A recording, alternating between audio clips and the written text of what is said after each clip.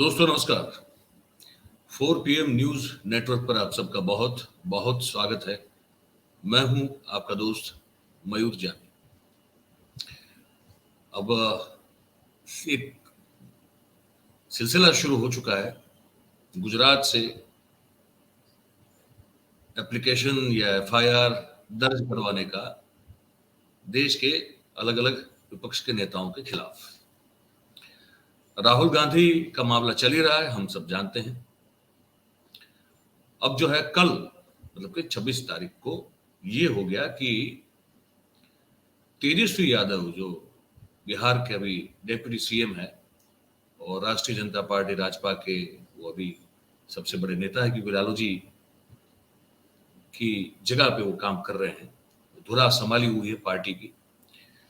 अब उनके खिलाफ जो है एक मेट्रोपॉलिटन कोर्ट जो है हमारी अहमदाबाद में, वहां पे एक कोर्ट में जो है वो याचिका दायर की गई कि तेजस्वी यादव ने एक बयान दिया और उस बयान में उन्होंने कहा कि सभी गुजराती ठग होते हैं। तो ये जब आपने कहा कि सभी गुजराती ठग होते हैं तो इसका मतलब ये है कि आपने पूरे गुजरात में रहने वाले जितने भी गुजराती हैं या गुजरात से बाहर भी रहने वाले जो भी गुजराती हैं सबको आपने ठग कह दिया। और ठग का मतलब उन्होंने फिर उस याचिका में लिखा कि ये जो धूर्त आदमी होता है वो उसे ठग कहा जाता है। मैं पूरी आपको जो उनकी जो फरियाद है जो एप्लीकेशन की है वो भी मैं आपको सुन के पढ़ के सुनाऊंगा, लेकिन पहले वो देख लेते हैं कि वो जो बयान है वो बयान उन्होंने वहां पे सबमिट भी किया है, अपने जो याचिका दायर की उसमें साथ में ये बयान सबमिट किया है जो यूट्यूब में भी पड़ा है, आप भी देख सकते हैं। मैं आपको दिखा दूं पहले वो क्या बोले हैं, एक बार वो देख लीजिए और उसके बाद फिर हम आगे की बात जारी रखेंगे। हालात में देखा जाए तो सिर्फ गुजराती ही ठग हो सकते और उनके ठग को माफ किया जाएगा। LIC का पैसा, बैंक का पैसा दे दो, फिर वो लोग लेके भाग जाएगा तो कौन जिम्मेवार होगा? या ये भाजपा ही भाग जाए तो क्या होगा? तो आप तो जान ही रहे हैं कितने लोग ऐसे हैं, इनके दोस्त, इनके यार, जो भ्रष्टाचार कर रहे हैं, लेकिन ये लोग का तोता जो पिंजरा से नहीं निकलता इनके लिए।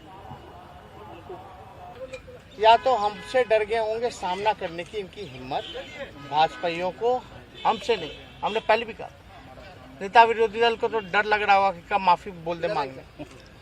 जो तमिलनाडु में जो प्रकरण हुआ, जो शहीद वाला जो हुआ था, जिस प्रकार से झूठ रूमर फैला करके 2 राज्यों को लड़ाने का प्रयास किया जा रहा था, हमारे चरित्र पर जो है दाग लगाने की कोशिश की जा रही, तो ये सारा काम जो है भाजपा के लोग जान रहे थे कि हर जगह जो है ये पकड़े गए। और बताइए, जो नेता विरोधी दल सदन में, आप लोगों के पास रिकॉर्डिंग आप लोग दिखाते नहीं, उस दिन दिखाएं, लेकिन जब अपने बात से पलट गया, माफी नहीं मांग रहे हैं, सदन में खड़ा होकर जो व्यक्ति झूठ बोल रहा हो, अफवाह फैला रहा हो, वो माफी क्यों नहीं मांग रहा? उसका बयान दिखाइए। मांग की थी कि भाई कमेटी भेजा जाए, कमेटी भी गई, जांच हो गया, सब कुछ हो गया, और भाजपा के ही कार्यकर्ता पकड़े जा रहे हैं।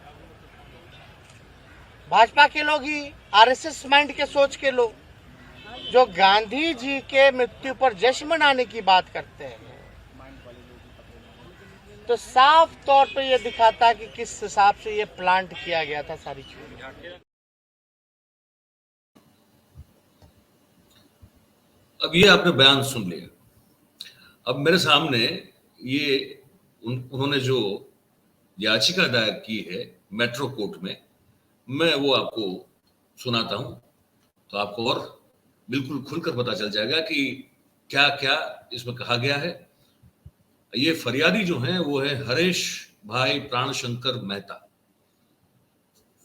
मेहता साहब जो हैं वो all India anti corruption and crime preventive council Gujarat राज्य के उप प्रमुख हैं, उपाध्यक्ष हैं वो, और उनकी उम्र है 63 साल।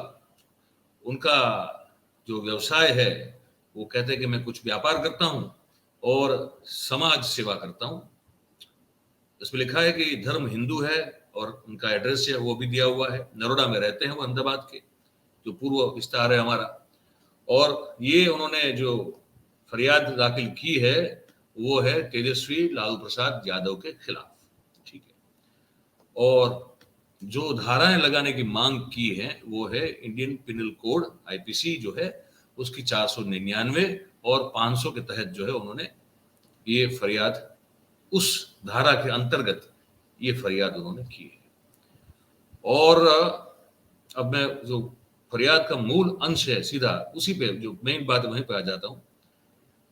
और अपने बारे में कुछ बताया भी उन्होंने कि वो उपरोक्त जो हमने बताया जो उनका एड्रेस है वहां पे रहते हैं और all India anti corruption and crime preventive council में उपाध्यक्ष के तौर पर मानद सेवा दे रहे हैं। और वो कह रहे हैं कि वो काउंसिल आर नॉट एक गवर्नमेंट एजेंसी जो होती है उसके मुताबिक वो काम करते हैं, उसके तहत काम करते हैं। और ये जो स्पेशल सिविल एप्लीकेशन वो जो दायर कर रहे हैं वो उसके तहत गुजरात हाई कोर्ट ने जो मार्गदर्शन दी है उस मार्गदर्शन को फॉलो करते करते ये वो स्पेशल याचिका जो है, सिविल एप्लीकेशन जो है वो दायर कर रहे हैं, ये कह रहे हैं, ठीक है। और साथ में उन्होंने गुजरात हाई कोर्ट का जो डायरेक्शन है ऑनलाइन कुछ, वो भी वहां पे उन्होंने सबमिट किया हुआ है। और आगे कहते हैं कि तेजस्वी यादव ने, जो कि बिहार राज्य के उप मुख्यमंत्री हैं, उन्होंने मीडिया के समक्ष एक निवेदन किया है और उस निवेदन के मुजब जो भी दो ठग है ना, जो ठग है, ठगी को अनुमति जो है आज के देश के हालात में देखा जाए तो सिर्फ गुजराती ही ठग हो सकते हैं और उसके ठग को माफ किया जाएगा। LIC का पैसा, बैंक का पैसा तो फिर वो लोग लेके भाग जाएंगे तो कौन जिम्मेवार होगा। और फिर आगे इस याचिका में ये लिखते हैं, इनके एडवोकेट हैं जयेश भाई करके हैं, उनके एडवोकेट है, मेरी दोनों से बात हुई। मैं कोशिश करना चाहता था कि मैं ऑनलाइन उनसे जो है अभी जैसे मैं बता रहा हूँ तो उनके एडवोकेट को जोड़ दूं, लेकिन कुछ नेटवर्क इश्यूज वहां जो थे वहां पे आ रहे थे और एक बार जुड़े भी, लेकिन आवाज मेरी उन तक पहुंच नहीं पा रही थी तो फिर कुछ उनको निकलना पड़ा तो निकल गए। तो मुझे ये चीज उन्होंने भेज दी है और मैंने जो एक फरियादी है हरीश मेहता, उनसे भी मैंने बातचीत करके उनका पक्ष समझने की कोशिश की है। पर पहले ये जो उन्होंने स्पेशल सिविल एप्लीकेशन डाली है कोर्ट में, ये मैं आपको बता दूं। तो ये कोट करके उन्होंने लिखा है कि ये जो कहा है तेजस्वी यादव ने, उनके इस निवेदन से गुजरात की प्रजा और गुजरात विश्व भर में जहां भी गुजराती रहते हैं सबकी बदनामी और मानहानि होती है। ये इस तरह का निवेदन है और ये एक तरह से पब्लिकली इंसल्ट है गुजरात और गुजरातियों का।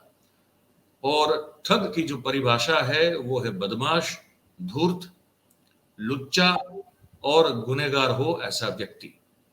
तो ये उन्होंने ठग की परिभाषा यहाँ पे जो है व्याख्यायित की कर दी है कि इस तरह से होता है। और ये बड़ा हल्का शब्द है, निम्न कक्षा का, निम्न प्रकार का ये शब्द है। और वो जो है अगर इतने बड़े नेता हो गए, सभी गुजरातियों को अगर ठग यानी कि बदमाश यानी कि धूर्त यानी कि लुच्चा और गुनहगार अगर कहते हैं तो वो फिर पूरे गुजरात और गुजरातियों की बदनक्षी हो जाती है। और इसीलिए क्योंकि वो कह रहे हैं कि मैं खुद भी एक गुजराती हूं और उपरोक्त जो हमने बताया है उस एड्रेस पे मैं रहता हूं, और जब मैंने इसको ये नाम भी लिखा है उन्होंने, कोई डिजिटल न्यूज वहां पे देखा तो फिर मेरा ध्यान उस तरफ आकर्षित हुआ और मुझे लगा कि इस बारे में ये जो तेजस्वी यादव का जो निवेदन है वो ऐसा लगता है कि इरादा उनका बिल्कुल गुजरात और गुजरातियों को अपमानित करने का ही था और सभान अवस्था में उन्होंने जानबूझकर अपने खुद के व्यक्तिगत निजी राजनीतिक लाभ के लिए इस शब्द का प्रयोग गुजरात और गुजरातियों के लिए किया है। और इससे गुजरात की प्रजा को मानसिक त्रासदी हुई है। और आगे लिखते हैं कि मानसिक त्रासदी हुई है और शारीरिक नुकसान भी हुआ है। वो कैसे हुआ पता नहीं, लेकिन कह रहे हैं कि शारीरिक नुकसान भी हुआ, ये याचिका में लिखा हुआ है। और विश्व में, देश में जहां भी जिस जगह भी गुजरात के लोग रहते हैं वो सब इस बयान से बिल्कुल आहत जब कोई सुनेगा तो वो आहत होगा, वो दुखी होगा, पीड़ित होगा, उसको लगेगा कि उस पर बड़ा लांछन लगाया गया है। तो वो सभी गुजरातियों की ओर से उनकी भावनाओं को व्यक्त करते हुए ये याचिका जो है वो स्पेशल सिविल एप्लीकेशन जो है वो कोर्ट में दायर कर रहे हैं, ये उन्होंने कहा है। साथ में उन्होंने उस यूट्यूब चैनल का लिंक उसमें डाला हुआ है, उसको फिर पेन ड्राइव में लिया है, वो पेन ड्राइव भी वहां उन्होंने सबमिट की है, ठीक है। और ट्रांसक्रिप्ट भी जो है इनकी स्पीच का वो उन्होंने वहां सबमिट किया हुआ है। और आगे वो लिखते हैं कि अगर ये बयान को चैलेंज न किया गया और ये बयान जो है तो फिर गुजराती के प्रति जो है देश और दुनिया में लोगों के मन में एक ऐसा परसेप्शन खड़ा कर देगा कि सभी गुजराती बदमाश होते हैं, धूर्त होते हैं, गुनहगार होते हैं, और उसी दृष्टिकोण से उनको फिर देखा जाएगा। तो ये अगर हम लोग कहीं बाहर भी जाते हैं या जाएं अगर इसके बाद, और इस बयान के चलते अगर परसेप्शन ऐसा खड़ा हो जाए और लोग जो है हमको शंका की नजरों से देखे, तो फिर ये तो ठीक नहीं होगा, ऐसा इनका इस याचिका में कहना है सिविल एप्लीकेशन में। और फिर उन्होंने जो है अर्ज की है कोर्ट से कि इनके खिलाफ आईपीसी की धारा 499 और 500 के तहत इनके खिलाफ एफआईआर जो है वो रजिस्टर की जाए और तेजस्वी यादव के को कोर्ट में पेश होने के लिए समन किया जाए। उनका वारंट भी इश्यू करने की मांग इस याचिका में उन्होंने कर दी है। और इस धारा के तहत जो दो धारा बताई 499 और 500, उसके तहत उनके ऊपर कानूनी कार्रवाई और जो लीगल एक्शन है वो बिल्कुल लिया जाना चाहिए, ये इनकी मांग है। और साथ में कह रहे हैं कि उसके बाद फिर सख्त से सख्त सजा होनी चाहिए, और जो सख्त से सख्त और जो मैक्सिमम पेनल्टी होती है वो भी तेजस्वी यादव को भरना पड़े। इस तरह का आप कार्यवाही के बाद वो चाहते हैं कि ऐसा कुछ हो कि उनको मैक्सिमम पेनल्टी भी मिले और सख्त से सख्त सजा भी मिले। तो ये तो हो गई उनकी याचिका, ठीक है। अब मैंने उनसे बात की अभी कुछ समय पहले, तो मैंने कहा कि आप ही ने क्यों, और मैंने कहा कि वो कह रहे हैं कि 2 या 3 की बात कर रहे थे, सभी का मतलब कहना तो ये नहीं होता, एक्चुअली मतलब नहीं होता ना, क्योंकि मैंने कहा भाई देखो बिहार के भी यहाँ तो हजारों लाखों की तादाद में लोग यहाँ पे जो श्रमिक हैं हमारे, वो आके काम करते हैं। सूरत में आइए, आप अहमदाबाद में देखिए, आप जामनगर में देखिए, आप राजकोट में देखिए, भावनगर में भी फॉर दैट मैटर, बड़ौदा में भी, भरूच अंकलेश्वर में भी। मैंने कहा कितनी तादाद में बिहार से हमारे भाई बहन जो है वो रहते हैं यहाँ पे, और वो बड़े बिहार के जिम्मेदार नेता, अब डेप्यूटी सीएम है तो बिल्कुल उनको होना ही चाहिए। तो मैंने कहा मैं आप किस एंगल से इसको कह रहे हैं कि उन्होंने सभी गुजरातियों को ठग कह दिया? बोले नहीं, कह दिया है। ये मैंने कहा हो सकता है स्लिप ऑफ टंग हो। बोले नहीं तो फिर तो इतने बड़े नेता ऐसे कैसे हो सकता है? मैंने कहा भाई बड़े बड़े नेता बहुत सारी ऐसी बातें करते हैं, हर कोई जो है इस पर केस करने लग जाएगा तो क्या होगा?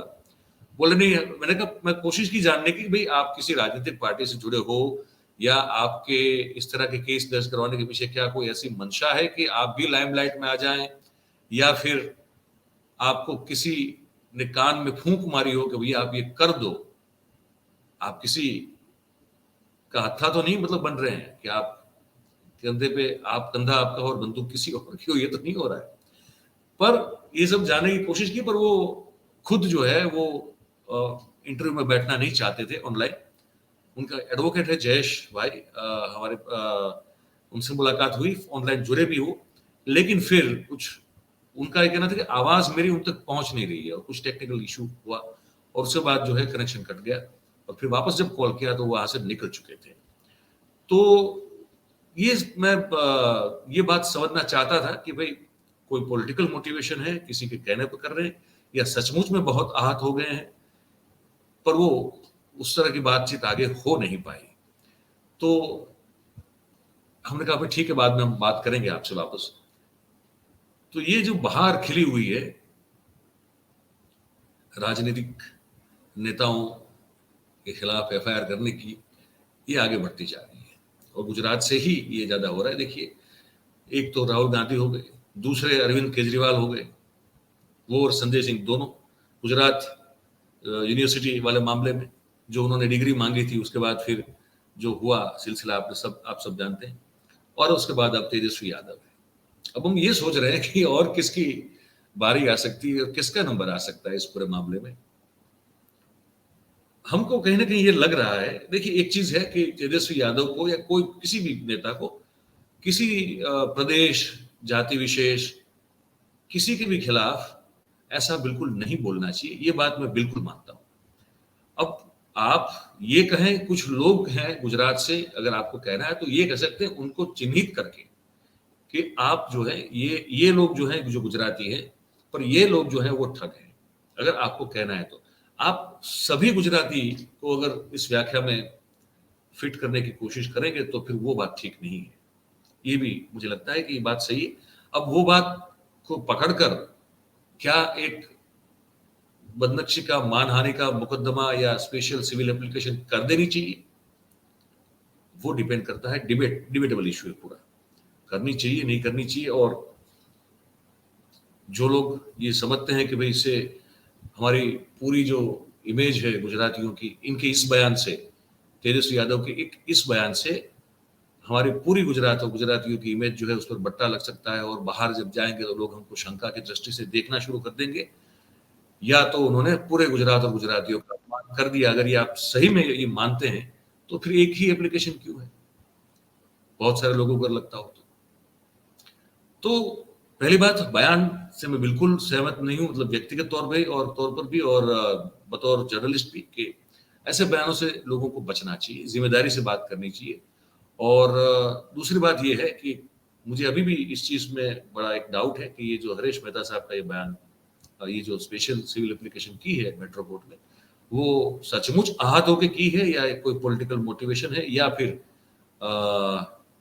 एक तरह से लाइमलाइट या एक थोड़ी सी फेम मिल जाए उसकी कोशिश है, ये अभी तक समझ में नहीं आ रहा है। लेकिन मुझे लग रहा है कि इसमें भी कोर्ट जो है वो एक्शन जरूर लेगी। और 1 मई जो है गुजरात दिन, जिस दिन मनाया जाता है, आप सबको मालूम होना चाहिए कि गुजरात जो है वो मुंबई राज्य से अलग हुआ 1960, 1 मई 1960 के दिन। तो उस दिन वो लेबर डे भी मनाया जाता है, मजदूर दिवस, और गुजरात दिवस भी उसी दिन मनाया जाता है, क्योंकि उसी दिन जो है एक गुजरात मुंबई से अलग हुआ और सौराष्ट्र, कच्छ जो एक अलग राज्य हुआ करता था, वो फिर मर्ज हो गया गुजरात में। तो अभी जो आप गुजरात देख रहे हैं वो गुजरात जो है 1960 में बना है। तो बताया जा रहा है कि कोर्ट इस मामले में कुछ 1 मई को या उसके आसपास कुछ बोल सकता है, कुछ निर्देश दे सकती है इसमें, इसको एक्सेप्ट करके आगे क्या करना है ये फिर उसी दिन पता चलेगा। लेकिन समझ में ये आ रहा है कि कोर्ट इस जो सिविल एप्लीकेशन है इसको कंसिडर करेंगे। हो सकता है कि तेजस्वी यादव को गुजरात की यात्रा करनी पड़े और कोर्ट में पेश होना पड़े, ये भी हो सकता है। तो देखते हैं अब इसमें आगे क्या होता है।